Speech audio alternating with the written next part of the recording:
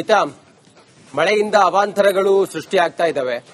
ಚಂದ್ರದ್ರೋಣ ಪರ್ವತದಲ್ಲಿ ಗುಡ್ಡ ಕುಸಿತ ಆಗಿದೆ.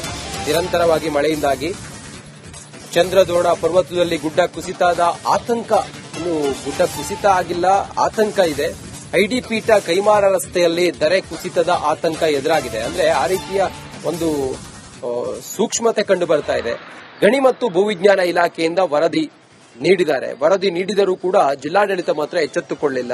ನೀರು ಹರಿಯಲು ವ್ಯವಸ್ಥೆ ಮಾಡದ ಜಿಲ್ಲಾಡಳಿತ, ಇದರಿಂದಾಗಿ ಚಂದ್ರದ್ರೋಣ ಪರ್ವತದಲ್ಲಿ ಗುಡ್ಡ ಕುಸಿಯಬಹುದು ಅನ್ನುವಂತ ಆತಂಕ ವ್ಯಕ್ತವಾಗಿದೆ.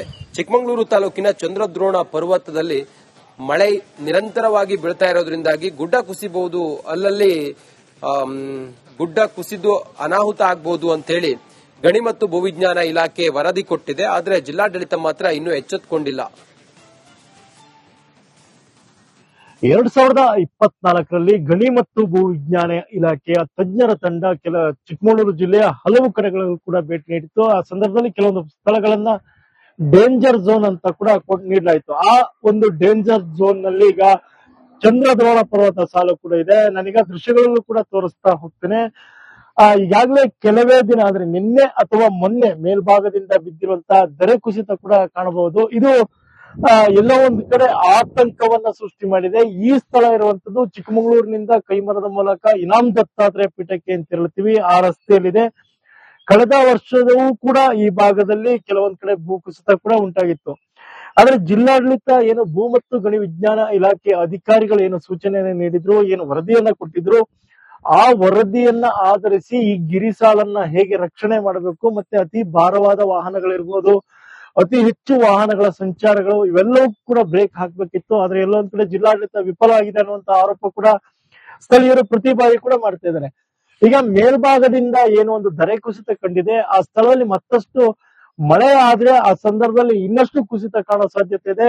ಈ ಕುಸಿತ ಆದ್ರೆ ಒಂದ್ರೆ ಪ್ರವಾಸಿಗರಿಗೆ ಬ್ರೇಕ್ ಹಾಕ್ಬೋದು, ಆದ್ರೆ ಸ್ಥಳೀಯರ ವಾಹನಗಳಿಗೆ ಸಾಕಷ್ಟು ಕಷ್ಟ ಆಗುತ್ತೆ. ಸ್ಥಳೀಯರ ಓಡಾಟ ಕೂಡ ಬಹಳ ಕಷ್ಟ ಅನ್ನುವಂಥದ್ದು. ಅಂದ್ರೆ ಸಂಚಾರವೇ ಸಂಪೂರ್ಣವಾಗಿ ಬಂದಾಗುತ್ತೆ. ಮೇಲ್ಭಾಗದಲ್ಲಿ ಹತ್ತಿಕೊಂಡಿದೆ, ಮಹಲ್ ಇದೆ, ಸಾಕಷ್ಟು ಗ್ರಾಮಗಳಿದೆ. ಇವೆಲ್ಲವೂ ಕೂಡ ಏನೊಂದು ದರೆ ಕುಸಿತ ಆಗಿ ರಸ್ತೆ ಕೂಡ ಬಂದಾದ್ರೆ ಜನರ ಓಡಾಟ ಕೂಡ ಸಾಕಷ್ಟು ಕಷ್ಟ ಅನ್ನುವಂತ ಆರೋಪ ಕೂಡ ಇದೆ.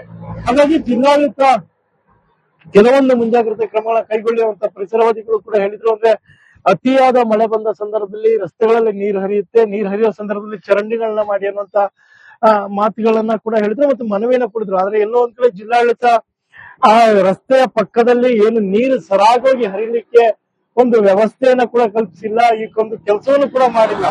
ಹೀಗಾಗಿ ಈ ಭಾಗದಲ್ಲಿ ಮತ್ತೆ ಮಳೆ ಆದ್ರೆ ಸಾಕಷ್ಟು ಅನಾಹುತಗಳು ಮತ್ತೆ ದರೆ ಕುಸಿತಗಳ ಭೀತಿ ಕೂಡ ಇದೆ.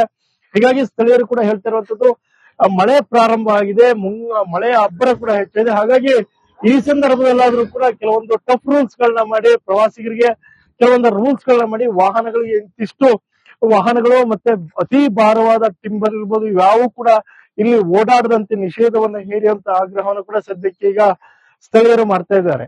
ಚೇತನ್ ಪದ್ಮಶಾಲಿ, ರಿಪಬ್ಲಿಕ್ ಕನ್ನಡ, ಚಿಕ್ಕಮಗಳೂರು.